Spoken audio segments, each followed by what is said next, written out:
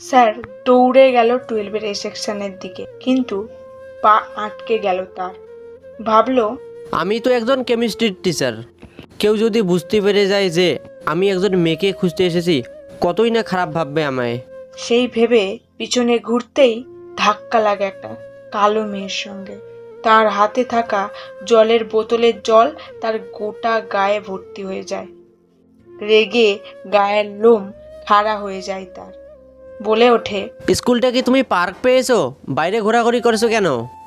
এই রকম মেয়েদের জন্যই সমাজে আর সমস্ত মেয়েরা দোষী। যাও এখান থেকে, পার্ক পেয়েছে স্কুলকে। ওরা রাগ ও কিছুটা হতাশ হয়ে স্যার গজ গজ করতে করতে চলে গেলেন।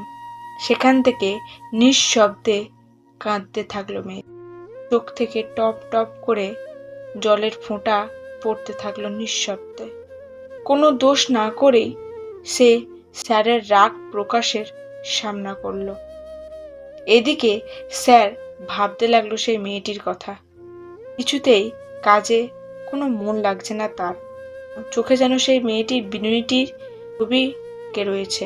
হতাশ হয়ে স্কুল থেকে বেরোনোর সময় ঠিকরে উঠল সে। সেই মেয়েটির চুল দূর থেকে দেখেও চিনতে অসুবিধা হলো না তার। পাগলের মতো তার মুখ দেখার জন্য গেটের দিকে ছুটতে থাকলো এক নিঃশ্বাসে।